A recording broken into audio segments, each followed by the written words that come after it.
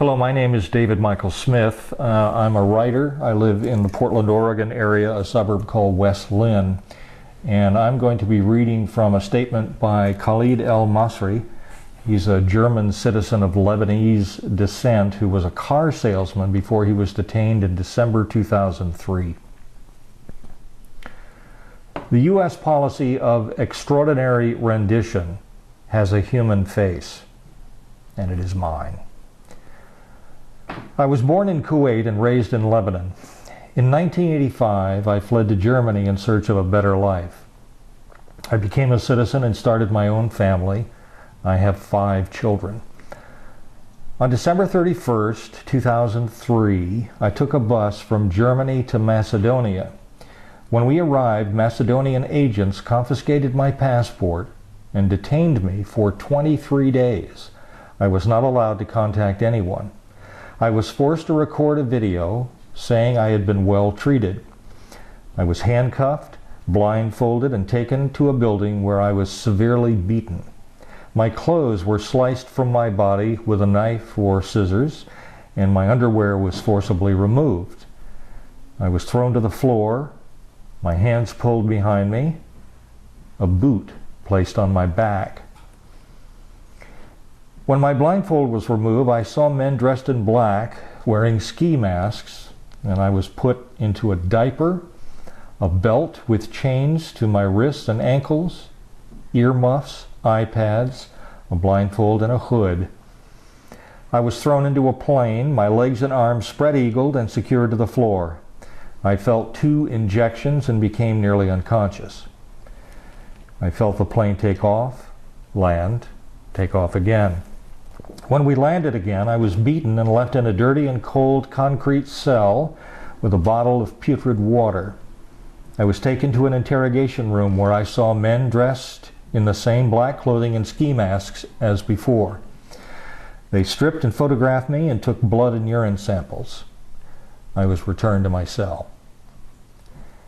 The following night, my interrogations began. They asked me if I knew why I had been detained. I did not.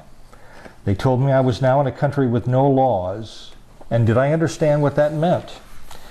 They asked me many times whether I knew the men who were responsible for the September 11th, 2001 attacks, if I had traveled to Afghanistan, if I associated with certain people in Germany. I told the truth, that I had never been in Afghanistan, had never been involved in any extremism. I asked repeatedly to meet with a representative of the German government or a lawyer or to be brought before a court. My requests were ignored. In desperation, I began a hunger strike. After 27 days without food, I was taken to meet with 2 Americans, the prison director and another man referred to as the boss. I pleaded with them to release me or bring me before a court, but the prison director replied that he could not release me without permission from Washington. He also said he believed I should not be detained in the prison. After 37 days without food, I was dragged to the interrogation room where a feeding tube was forced through my nose and into my stomach. I became extremely ill. I was taken to meet an American who said he had traveled from Washington and who promised that I would soon be released. I was also visited by a German-speaking man who explained that I would be allowed to return home, but warned that I was never to mention what had happened because the Americans were determined to keep it secret. After 5 months, or almost 5 months after I was kidnapped, I was again blindfolded, handcuffed, chained to an airplane seat. I was told we would land in a country other than Germany, but that I would eventually get to Germany. After we landed, I was driven into the mountains.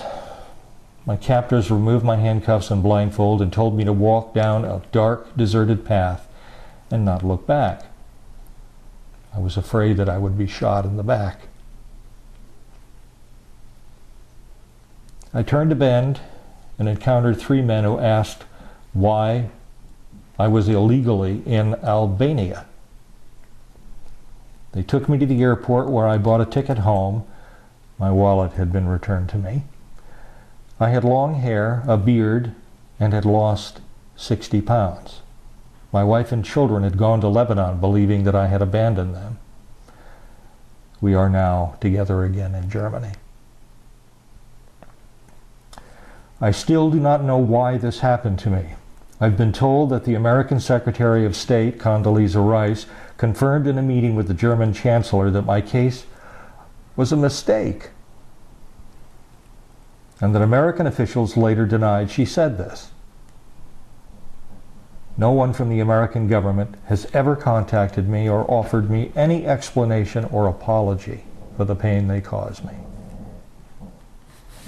And again, my name is David Michael Smith. I'm a writer in West Linn, Oregon. My friend and I are doing these tapes sitting in my dining room, a setting which seemed appropriately in contrast to the horrific story that we just shared with you. I'm a veteran of the U.S. Army. I spent 3 years in the U.S. Army back in the late 60s and early 70s. One of those years, 68 and 69, I served in Vietnam. I saw many dehumanizing things that happen in war when I was in Vietnam. I never encountered anything along these lines. Never in all of my time in the service did I ever hear of the kinds of offenses against human rights that have accumulated as a consequence of our involvement in Iraq and Afghanistan. If we are any better than the people we fight, then this has to cease. This is not the American way. This is not the human way. We have become bestial. And this must end.